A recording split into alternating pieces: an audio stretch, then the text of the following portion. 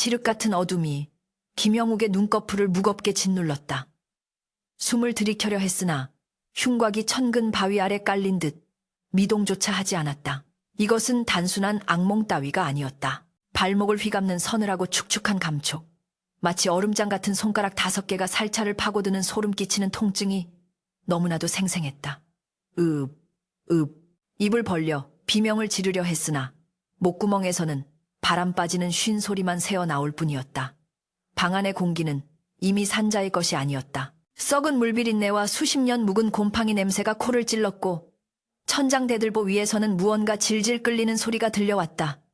드르륵, 드르륵, 마치 누군가 젖은 머리카락 뭉치로 천장을 쓸고 다니는 듯한 끔찍한 마찰음이었다. 형욱은 혼신의 힘을 다해 눈을 떴지만 그의 눈앞에 펼쳐진 것은 끝없는 심연과도 같은 어둠뿐이었다. 그때였다.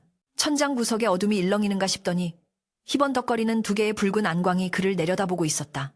그것은 거꾸로 매달린 채 형욱의 얼굴을 향해 서서히 내려오고 있었다. 검은 머리카락이 형욱의 얼굴에 닿자 수천 마리의 벌레가 기어가는 듯한 전율이 온몸을 휘감았다. 불과 사흘 전만 해도 김영욱은 이 흉가에 발을 들여놓지 말았어야 했다는 마을 노인의 경고를 귓등으로 흘려들었다. 한양 도성 밖, 인적 드문 야산자락 끄트머리에 위태롭게 매달린 이 폐가는 수십 년간 사람의 발길이 닿지 않아 잡초가 허리까지 자라 있었고 기와는 깨져 마당에 나뒹굴고 있었다. 썩은 석가래는 금방이라도 무너져 내릴 듯 위태로워 보였으나 가난한 남산골 샌님 처지에 찬밥 더운 밥 가릴 계제가 아니었다. 과거 시험에 연거푸 낙방하고 가산마저 탕진하여 보찜 하나 달랑 메고 쫓겨나듯 나온 형욱에게 비바람을 피할 지붕이 있다는 것만으로도 감지덕지해야 할 판국이었다. 산 아래 주막의 주모는 이 집터가 예전부터 객사한 귀신들이 모여드는 음기 강한 곳이라며 소금이라도 뿌리고 들어가라 혀를 찼으나 형욱은 성리학을 공부하는 선비로서 괴력난신, 꽈일리륜신을 논하는 것은 도리에 맞지 않는다며 호기롭게 짐을 풀었다. 그러나 그 호기가 얼마나 어리석은 오만이었음을 깨닫는 데는 그리 오랜 시간이 걸리지 않았다. 이사 온 첫날부터 집안의 공기는 예사롭지 않았다. 한낮에도 햇볕이 마당 깊숙이 들지 않아 바닥에는 이끼가 시퍼렇게 끼어 미끈거렸고 바람이 불지 않는 날에도 문풍지는 기분 나쁜 소리를 내며 떨렸다. 사랑채 기둥은 마치 불에 타다만 뼈처럼 앙상하게 말라 있었고 안채로 통하는 중문은 아무리 기름칠을 해도 열 때마다 여인의 비명 같은 쇳소리를 토해냈다. 형욱이 책을 읽으려 등잔에 불을 붙이면 불꽃은 바람도 없는 방 안에서 미친 듯이 춤을 추다가 푸르스름한 빛을 띠며 사그라지곤 했다. 글을 읽는 선비의 방에서는 은은한 묵향이 나야 마땅하건만 이 방에서는 아무리 문을 열어 환기를 시켜도 비릿한 피냄새와 눅눅한 흙냄새가 가시지 않았다. 밤이 되면 산짐승의 울음소리조차 들리지 않는 기이한 정적이 집을 감쌌고 그 숨막히는 정막 속에서 형욱은 자신의 심장 박동 소리가 고막을 때리는 것을 느껴야 했다. 잠을 청하려 자리에 누우면 벽 너머에서 누군가 손톱으로 벽을 긁는 소리가 들려와 밤을 꼬박 새우기 일쑤였다. 그러던 중 형욱은 마당 구석의 덤불 속에서 기이한 생명체와 마주하게 되었다. 짐을 대강 정리하고 잠시 잼마루에 앉아 멍하니 찌그러진 담장을 바라보고 있을 때 바스락거리는 소리와 함께 하얀 물체 하나가 튀어나왔다. 그것은 닭이었다. 하지만 산속을 떠도는 야생 닭이나 인가에서 기르는 평범한 닭이라고 하기에는 그 자태가 너무나 비범했다. 온몸의 깃털은 갓 내린 눈처럼 눈부시게 하였고 꼬리깃은 하계 날개처럼 길고 우아하게 뻗어 있었다. 머리 위에 벼슬은 선홍빛 피를 머금은 듯 붉게 타올라 창백한 깃털색과 기묘한 대조를 이루었다. 보통의 닭들은 사람이 다가오면 놀라 도망치거나 먹이를 찾아 땅을 쪼기 바빴으나 이 백개바가는 고개를 빳빳이 쳐들고 형욱을 정면으로 응시했다. 그 눈빛이 어찌나 맑고 깊은지 형욱은 순간적으로 짐승이 아니라 사람과 마주하고 있다는 착각마저 들었다. 녀석의 다리에는 날카로운 가시에 긁혔는지 붉은 생채기가 나 있었지만 그 위험 있는 태도는 조금도 훼손되지 않았다. 형욱은 주머니를 뒤져 말라 비틀어진 콩 몇 알을 마당으로 던져주었다. 내 놈도 나처럼 갈 곳 없는 신세로구나. 이 흉흉한 곳에서 어찌 홀로 버티고 있었느냐. 이리 와서 욕이라도 하거라. 혼잣말처럼 중얼거리는 형욱의 목소리에 반응하듯 백개는 콩을 쪼아 먹으면서도 경계심 어린 시선은 형욱에게서 떼지 않았다. 닭은 형욱이 던져주는 먹이를 개걸스럽게 먹는 대신 한 알 한 알 천천히 씹어 삼키며 마치 예를 갖추는 듯한 모습을 보였다. 그날 이후 백개는 형욱의 곁을 떠나지 않았다.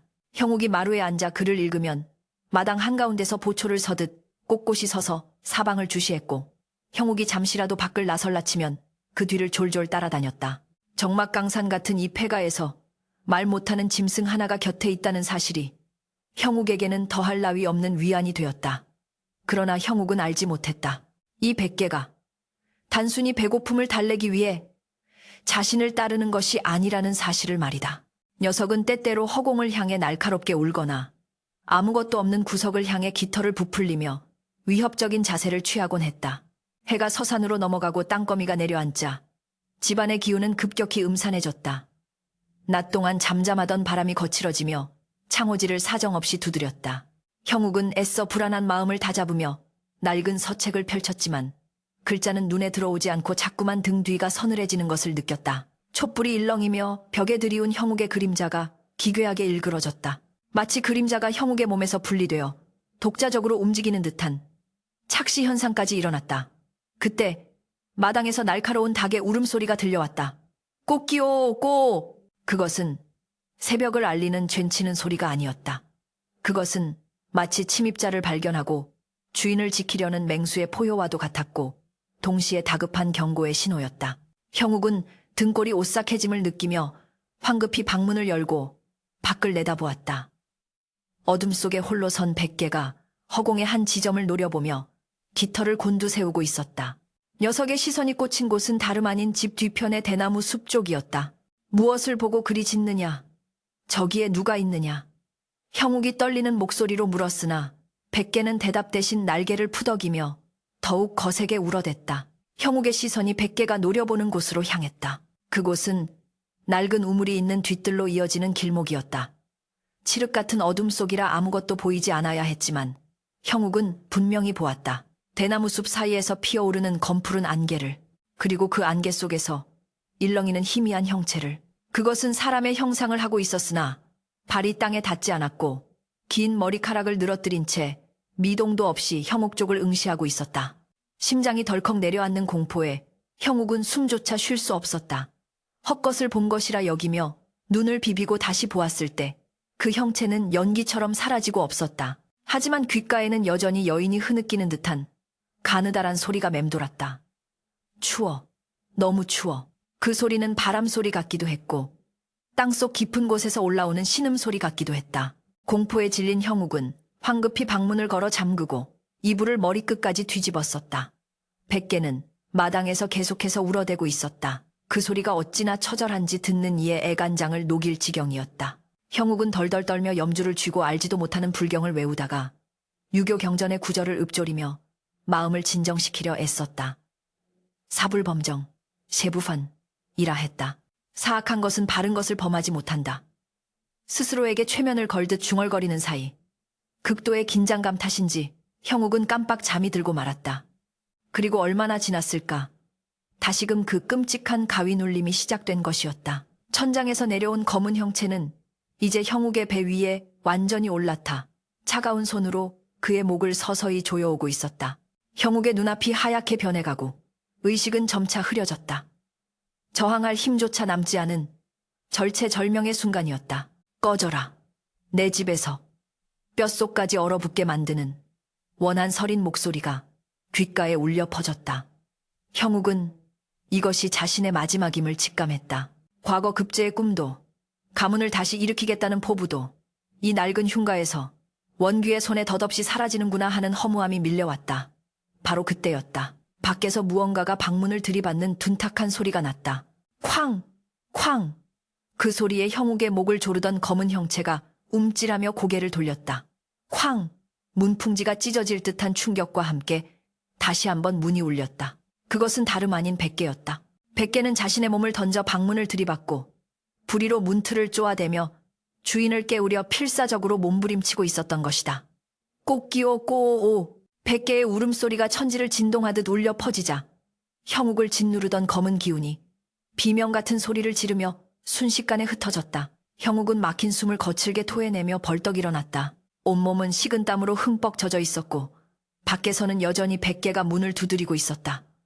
마치 살아있는지 확인하려는 듯 간절하고도 다급한 두드림이었다. 그날 밤 이후 김형욱의 삶은 산자와 죽은 자의 경계선 위에서 위태로운 줄타기를 하는 형국이 되었다. 아침 해가 떠올라 창호지를 희게 밝혀도 형욱의 몸에 스며든 한기는 좀처럼 가시지 않았다. 거울 속에 비친 자신의 몰골은 흡사 병자빙자를 넘어 이미 반쯤 저승에 발을 들여놓은 사람처럼 모험하고 처참했다. 눈 밑에는 검은 그림자가 짙게 드리워졌고 볼은 움푹 패어 광대뼈가 앙상하게 드러났다. 붓을 쥐는 손끝은 수전증이 온 듯 덜덜 떨렸고 머릿속은 안개가 낀 듯 몽롱하여 책을 펼쳐도 글자가 춤을 추듯 어지럽게 흩어질 뿐이었다. 이것은 단순한 과로나 기력쇠진이 아니었다. 누군가가 혹은 무언가가 밤마다 찾아와 그의 양기 연치를 빨대 꽂듯 탐욕스럽게 빨아먹고 있음이 분명했다. 마을 사람들이 수군대던 사람 잡는 집이라는 말이 단순한 헛소문이 아니었음을 뼈저리게 실감하고 있었으나 갈 곳 없는 가난한 선비에게는 이 저주받은 집을 나서는 것조차 사치스러운 선택이었다. 밤이 찾아오는 속도는 잔인할 정도로 빨랐다. 해가 뉘엿뉘엿 서산으로 넘어가고 사위가 어둑해지면 집안의 공기는 납덩이처럼 무거워지기 시작했다. 형욱은 두려움에 떨며 방문을 걸어 잠그고 부적이라도 되는 양 낡은 유교 경전을 품에 안고 웅크려 앉았다. 하지만 문풍지 틈으로 스며드는 음습한 기운은 막을 도리가 없었다. 자시스가 가까워지면 어김없이 그놈이 찾아왔다. 처음에는 바람소리인 줄 알았다. 쉬익, 쉬익. 그러나 그것은 바람이 아니라 젖은 숨소리였다. 마당을 가로질러 대청마루를 기어오르는 소리. 찐득한 점액질이 나무 바닥에 달라붙었다 떨어지는 듯한 끔찍한 소리가 고막을 파고들었다. 형욱이 공포에 질려 눈을 감으면 곧이어 전신이 마비되는 가위 눌림이 시작되었다. 손가락 하나 까딱할 수 없는 무력감 속에서 형욱은 자신의 가슴 위를 짓누르는 엄청난 무게감을 견뎌야 했다. 그것은 형체가 없었으나 분명한 질량을 가지고 있었고 차가운 냉기를 뿜어내며 형욱의 목덜미에 얼굴을 파묻었다. 으으. 형욱의 입에서 터져나오는 것은 비명이 아닌 짐승의 신음이었다. 놈은 형욱의 숨결을 들이마시며 낄낄거렸다. 그 웃음소리는 맷돌을 가는 소리처럼 거칠고 불쾌했다. 의식이 희미해져가는 절망적인 순간 어김없이 밖에서 구원의 소리가 들려왔다. 꼬오, 꽃기오, 백개였다. 녀석의 울음소리는 날이 갈수록 더욱 날카롭고 비장해졌다. 단순히 아침을 알리는 닭의 울음이 아니라 전장에 나선 장수의 호령과도 같았다.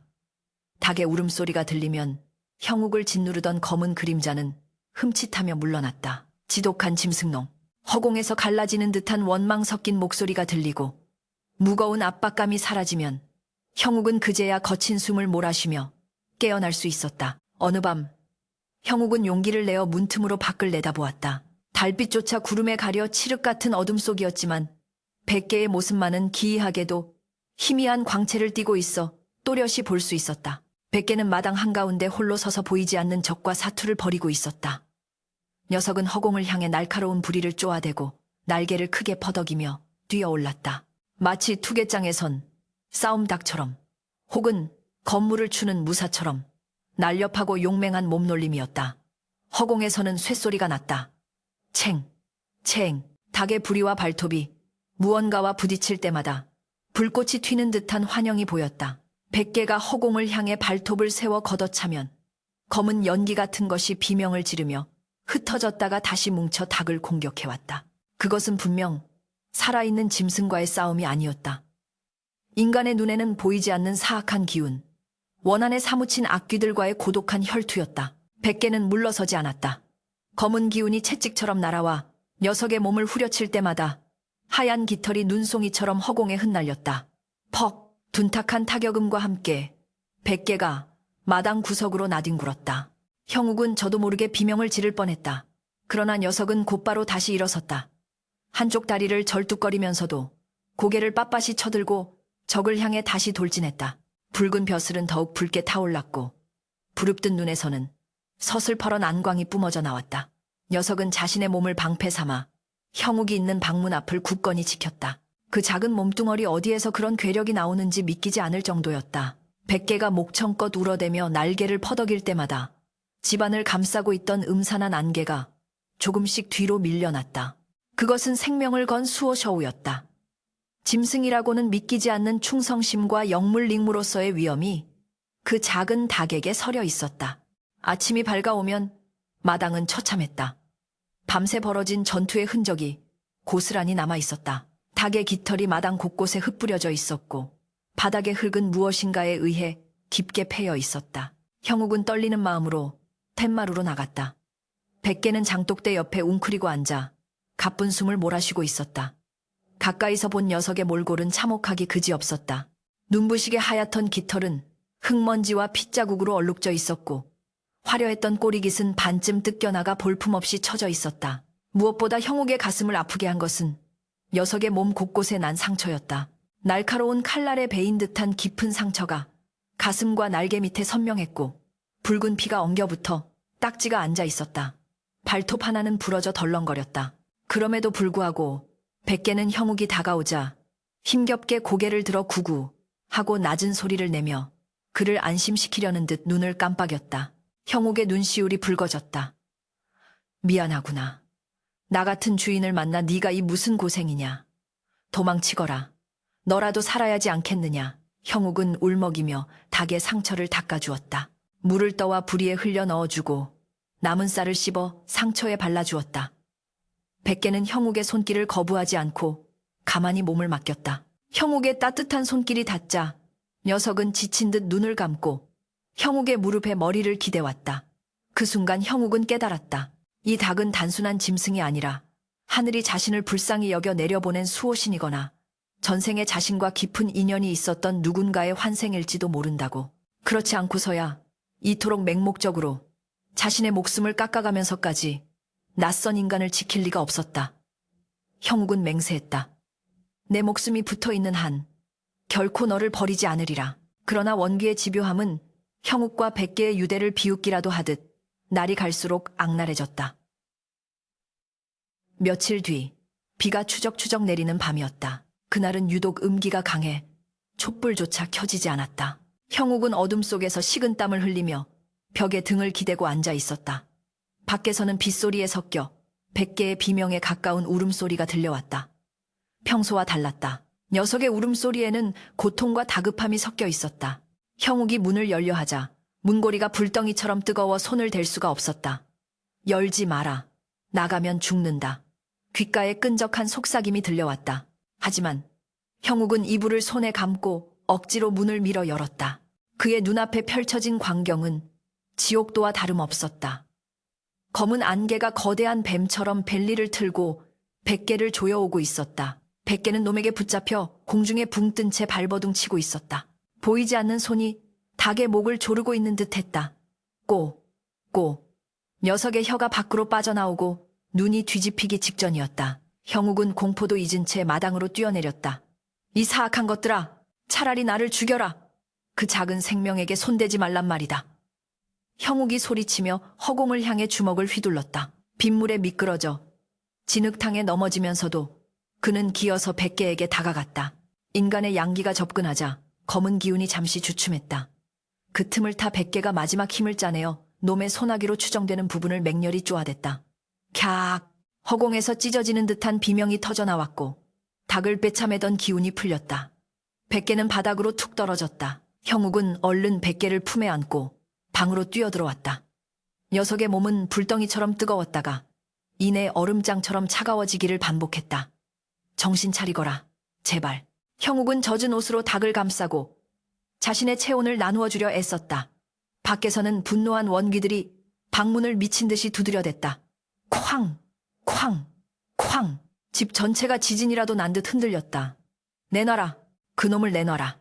방해꾼을 찢어 죽일 것이다.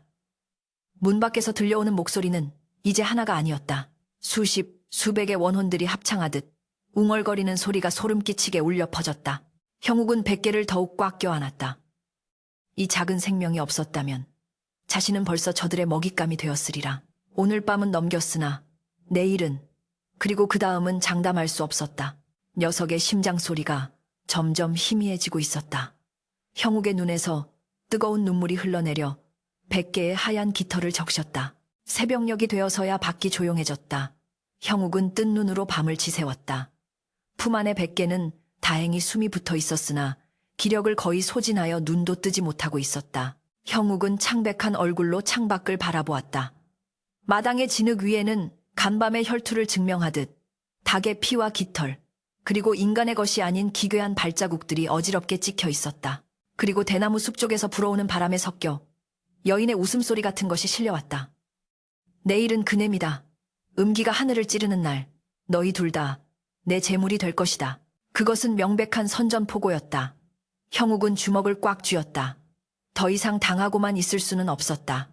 이 집안에 서린 원한의 실체를 밝혀내지 못한다면 자신도 이 고마운 백개도 비참한 최후를 맞이할 것이 분명했다.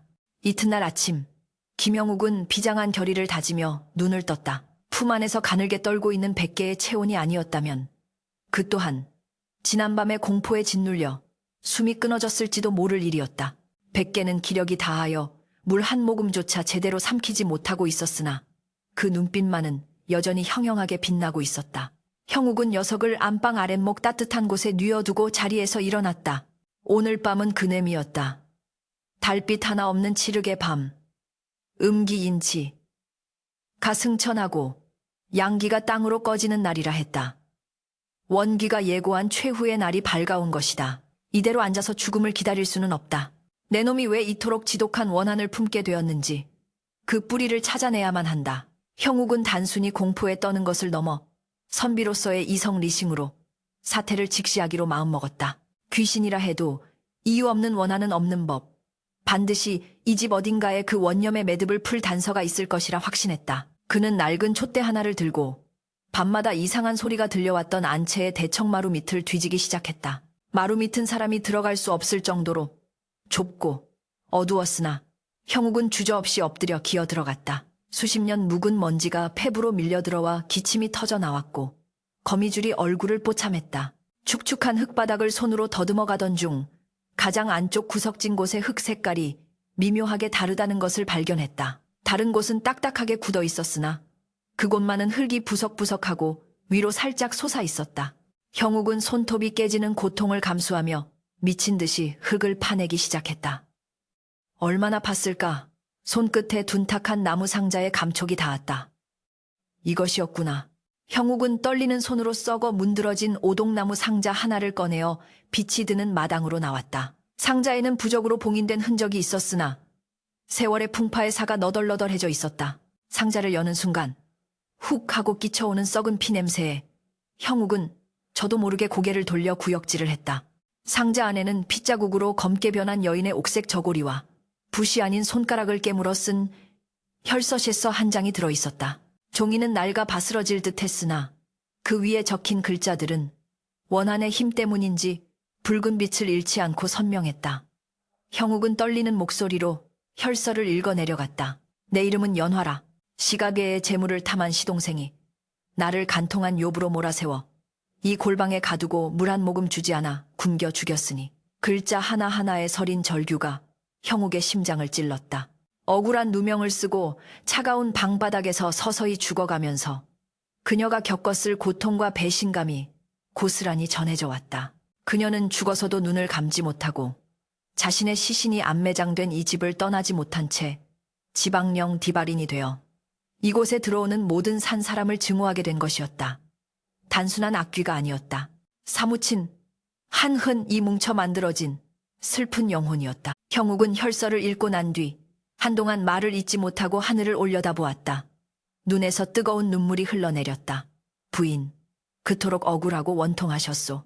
내 미처 그 깊은 속사정을 알지 못하고 그저 두려워만 했소이다.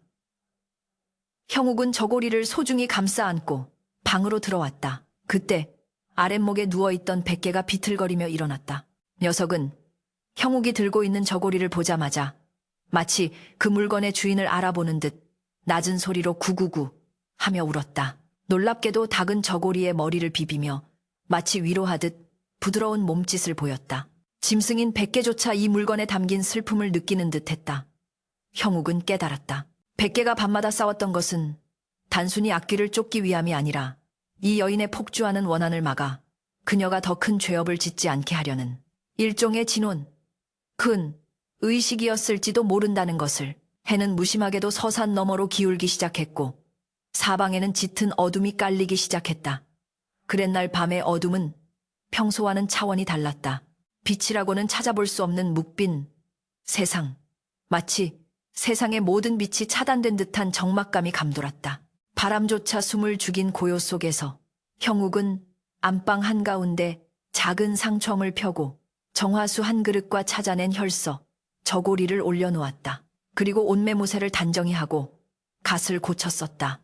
그는 오늘 밤 도망치거나 싸우는 것이 아니라 이 원혼과 마주하여 대화하고 그 한을 풀어주기로 결심했다. 그것만이 자신도 살고 이 집을 떠도는 망령도 구원하는 길이라 믿었다. 백개는 상처투성이 몸을 이끌고 형욱의 곁에 앉았다. 녀석의 눈빛은 결연했다. 주인의 뜻을 따르겠다는 듯, 혹은 마지막 순간까지 주인을 지키겠다는 듯. 닭은 문 쪽을 향해 자세를 잡았다. 자시즈가 되자 집안의 공기가 급변했다. 바닥에서 냉기가 솟구쳐 올라와 방석을 뚫고 들어왔고 촛불은 파랗게 질려 가늘게 떨렸다. 왔구나. 형욱은 마른 침을 삼켰다. 벽과 천장, 바닥 모든 곳에서 삐걱거리는 소리가 났다. 그것은 집 전체가 비명을 지르는 소리였다. 문 밖에서는 수많은 발소리가 들려왔다. 저벅, 저벅. 하나가 아니었다. 이 집터에서 죽어나간 수많은 잡귀들이 대장의 부름을 받고 모여든 것이었다. 문풍지에 검은 그림자들이 어른거렸다. 김진사, 약속한 시간이 되었다. 문 밖에서 들려오는 목소리는 이제 여인의 것이 아니었다. 수십 명의 남녀노소가 한꺼번에 말하는 듯한 기괴한 합성음이었다. 형욱은 떨리는 손을 무릎 위에 꽉 쥐고 큰 소리로 외쳤다. 들어오시오! 내 오늘 당신의 억울함을 들으려. 하오. 형욱의 외침에 잠시 정적이 흘렀다. 그리고 쾅 하는 소리와 함께 방문이 활짝 열렸다. 거센 바람이 방 안으로 몰아쳤으나 기이하게도 촛불은 꺼지지 않았다.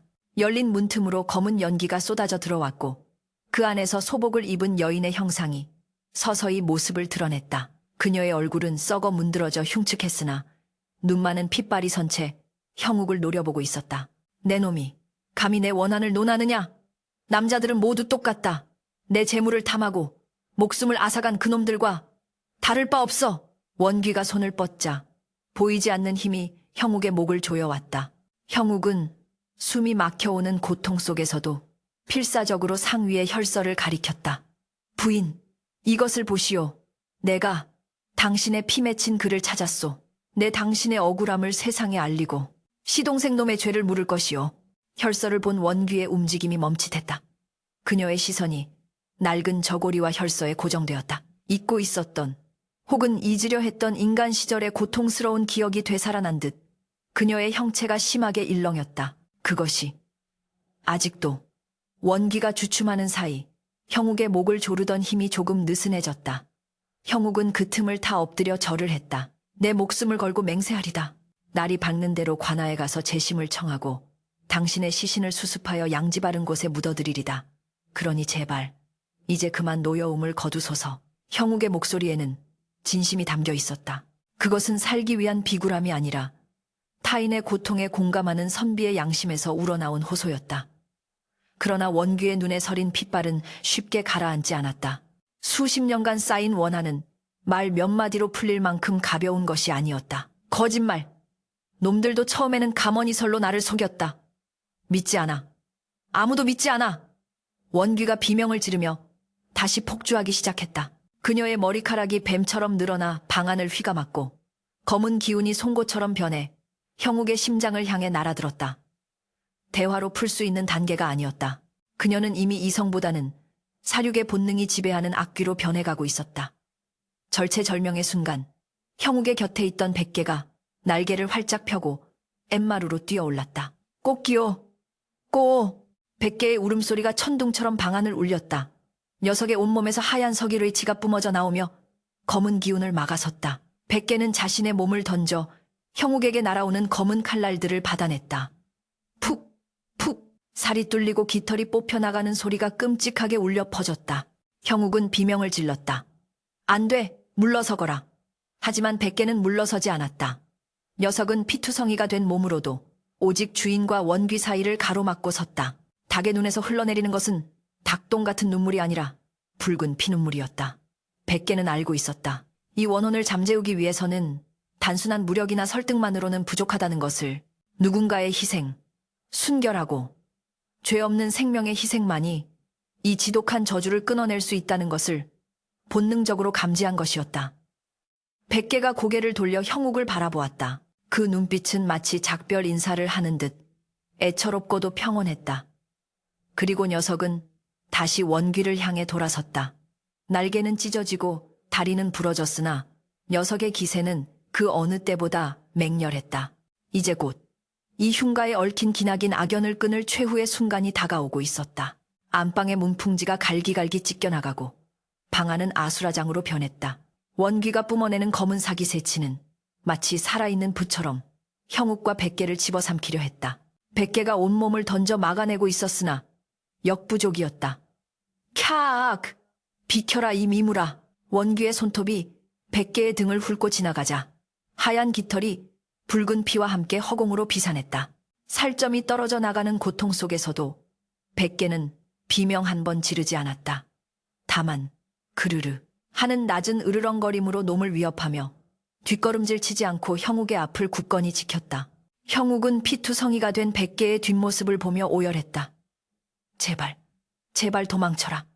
나 때문에 네가 죽어서는 안 된다. 그러나 형욱의 외침은 원귀들의 기괴한 웃음소리에 묻혀 흩어질 뿐이었다. 백개의 한쪽 날개는 이미 꺾여 덜렁거렸고 벼슬에서는 검붉은 피가 흘러내려 눈앞을 가리고 있었다. 그럼에도 녀석의 눈빛은 흔들림이 없었다. 그것은 이미 생사를 초월한 눈빛이었다. 자시즈의 깊은 밤, 음기는 절정에 달해 있었다. 집안을 채운 검은 안개 속에서 수많은 원혼들이 형체를 드러냈다. 목이 잘린 귀신, 배가 갈라진 귀신, 물에 부른 귀신들이 떼를 지어 낄낄거리며 방 안으로 들이닥쳤다. 잡아라, 찢어라, 산놈의 살점을 씹고 싶다. 그들은 형욱을 향해 손을 뻗었다. 백개가 미친 듯이 부리를 쪼아대며 저항했지만 수십의 원귀를 당해낼 재간은 없었다. 원귀의 우두머리인 연화의 원혼이 싸늘한 미소를 지으며 손을 들어 올렸다. 그러자 보이지 않는 거대한 힘이 백개의 몸을 들어 올려 벽으로 내동댕이 쳤다. 쿵! 뼈가 부서지는 둔탁한 소리와 함께 백개가 바닥에 쓰러졌다. 꼬! 꼬! 녀석은 입에서 핏덩이를 토해내며 바들바들 떨었다. 더 이상 일어날 힘조차 남아있지 않은 듯했다. 이제 끝이다. 내 놈의 그 하찮은 수호신도 다 죽어가는구나. 원귀가 형욱의 턱을 잡아 올리며 조롱했다. 그녀의 손에서 뿜어져 나오는 냉기에 형욱의 얼굴은 파랗게 질려갔다. 그 순간 쓰러져 있던 백개가 기이한 행동을 보였다. 녀석은 고통을 참아내며 비틀비틀 몸을 일으키더니 형욱이 아닌 열린 방문 밖을 향해 시선을 돌렸다. 녀석이 바라보는 곳은 마당 너머 어둠 속에 거대하게 솟아있는 지붕의 용마루였다. 닭은 본래 날지 못하는 새다. 더구나 날개까지 부러진 상태에서 높은 지붕 위로 올라간다는 것은 불가능에 가까웠다. 그러나 백개의 눈에는 결연한 의지가 불타오르고 있었다. 이 지상디상에서는 음기가 너무 강해 승산이 없음을 오직 하늘과 맞닿은 가장 높은 곳에서 양기영치를 불러와야만 이 사악한 결계를 깨뜨릴 수 있음을 본능적으로 깨달은 것이다. 백개는 마지막 남은 생명력을 모두 끌어모았다. 녀석의 몸에서 희미한 백색 광채가 피어오르기 시작했다. 꼬! 백개가 단말마와 같은 기압을 내지르며 마당으로 뛰어내렸다. 그리고 부러진 날개를 억지로 퍼덕이며 허공을 박찼다. 안 돼. 형욱이 손을 뻗었으나 닿지 않았다. 기적이었다. 날지 못하는 새가 피투성이가 된 몸으로 중력을 거스르고 솟아오르고 있었다. 원귀들이 당황하여 검은 촉수들을 뻗어 닭의 다리를 잡으려 했으나 백개는 신들린 듯한 몸놀림으로 그것들을 피하며 기와장 위로 착지했다. 미끄러운 기와를 발톱으로 움켜쥐고 백개는 비틀거리며 지붕의 가장 높은 곳 용마루 중앙으로 기어 올라갔다. 밤하늘은 칠흑 같았고 달빛 한 점 없는 그곳에 하얀 닭이 홀로 우뚝 섰다. 마치 세상의 끝에선 고독한 전사와도 같은 모습이었다. 아직 새벽이 오려면 멀었다. 태양이 뜨지 않은 시각에 우는 닭의 울음은 목숨을 깎아먹는 행위라 했다. 천기텐지를 거스르는 일이기 때문이다. 그러나 백개는 주저하지 않았다. 녀석은 동쪽 하늘, 아직 보이지 않는 태양이 떠오를 그곳을 향해 목을 길게 뺐다. 가슴을 크게 부풀리고 온몸에 깃털을 곤두세웠다.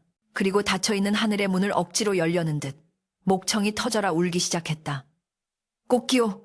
꽃기호! 그 소리는 평범한 닭 울음소리가 아니었다. 대기를 찢고 어둠을 가르는 천둥소리였다. 지붕 아래 마당을 가득 메웠던 원귀들이 귀를 막고 괴로워하며 비명을 질렀다. 닥쳐라! 그 입 다물라! 연화의 원혼이 지붕 위로 날아올라 100개를 공격하려 했다. 하지만 100개는 멈추지 않았다. 한 번, 두 번, 세 번. 울음소리가 거듭될수록 녀석의 목에서는 붉은 선혈이 뿜어져 나왔다. 목 안의 혈관이 터져버린 것이다. 피가 역류하여 기도를 막아도 녀석은 피를 토해내며 울고 또 울었다. 그를 쳐서 어둠을 몰아내고 붉은 피로 부정을 씻으리라. 100개의 울음은 이제 소리가 아닌 피의 절규가 되었다. 꽃기호 하는 소리 대신 쿨럭거리는 핏소리가 섞여 나왔지만 그 울림에 담긴 파동은 더욱 강력해졌다. 100개가 토해낸 피가 용마루를 타고 붉게 흘러내렸다. 그 피가 닿는 곳마다 검은 안개가 치익 소리를 내며 타들어갔다. 닭의 피는 양기 중의 양기요, 사귀를 쫓는 최고의 영약이라 했다. 하물며 영물인 100개가 목숨을 바쳐 토해낸 피는 그 어떤 부적보다 강력한 퇴마의 힘을 지니고 있었다. 끄아! 뜨거워! 타들어간다. 마당에 있던 잡귀들이 닭의 피냄새와 울음소리에 녹아내리기 시작했다. 연화의 원혼 역시 고통에 몸부림쳤다. 그녀는 지붕 위로 올라가 100개의 목을 비틀려 했으나 100개의 몸에서 뿜어져 나오는 눈부신 광채에 튕겨나갔다. 100개는 이제 온몸이 피로 붉게 물들어 적개치고해가 되어 있었다. 눈은 멀어 앞이 보이지 않았고 다리는 힘이 풀려 주저앉았으나 녀석은 마지막 순간까지 고개를 쳐들고 울음을 멈추지 않았다. 꼬, 끼, 오. 그것은 울음이라기보다 하늘을 향한 간절한 기도였다. 내 주인 살려주소서. 이 억울한 영혼도 거두어 주소서. 마지막 울음소리가 밤하늘에 메아리쳤다. 그 순간 거짓말처럼 먹구름이 갈라지며 한 줄기 서광이 비쳤다. 아직 해가 뜰 시간이 아니었음에도 100개의 처절한 외침에 감흥한 하늘이 상서로운 기운을 내려보낸 것이었다. 지붕 위로 쏟아진 빛은 100개를 감싸고 이내 집 전체로 퍼져나갔다. 빛에 닿은 연화의 원혼은 비명을 멈추고 멍하니 100개를 바라보았다. 붉게 물든 채 죽어가는 그 작은 생명의 숭고한 희생 앞에서 그녀의 가슴 속에 맺혀있던 독한 원한 덩어리가 스르르 녹아내리는 것을 느꼈다. 어찌하여 미물인 내가 나를 위해 피를 흘리느냐. 그녀의 검은 눈동자에서 핏기가 가시고 본래의 맑은 눈물이 흘러내렸다. 흉측하게 일그러졌던 얼굴이 생전의 고운 모습으로 돌아오기 시작했다. 그녀는 쓰러져가는 100개를 향해 깊이 고개를 숙였다. 그것은 패배의 인정이 아니라 구원에 대한 감사였다. 집안을 가득 채웠던 검은 안개가 걷히고 끔찍했던 악취도 사라졌다. 원귀들은 모두 빛 속으로 산화되어 사라졌고 연화의 영혼 역시 한 마리 흰나비가 되어 하늘로 날아올랐다. 고요가 찾아왔다. 찢어질 듯한 정적이 폐가를 감쌌다. 방 안에 멍하니 앉아있던 형욱은 떨리는 다리를 이끌고 마당으로 나갔다. 그리고 지붕 위를 올려다보았다. 용마루 위에는 붉은 피를 뒤집어 쓴 100개가 석상처럼 굳어 있었다. 아침바람이 불어와 녀석의 깃털을 살며시 흔들었으나 녀석은 미동도 하지 않았다. 100개야. 형욱의 목소리가 떨렸다. 사다리를 찾아 지붕으로 기어 올라간 형욱은 조심스럽게 100개를 품에 안았다. 녀석의 몸은 이미 싸늘하게 식어 있었다. 부리에서는 여전히 붉은 피가 뚝뚝 떨어지고 있었고 감지 못한 두 눈은 동쪽 하늘을 향해 있었다. 끝까지 주인을 지키고 어둠을 물리친 승리자의 모습이었으나 그 대가는 너무나 처참했다. 형욱은 피투성이가 된 닭의 시신을 끌어안고 용마루 위에서 목 놓아 울었다. 흐엉, 어찌하여 나를 두고 먼저 가느냐. 내가 무엇이라고 네 목숨을 바친단 말이냐.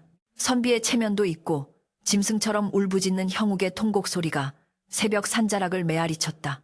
그의 눈물과 닭의 피가 섞여 기와를 적셨다. 먼 동쪽 하늘에서 붉은 태양이 떠오르고 있었다.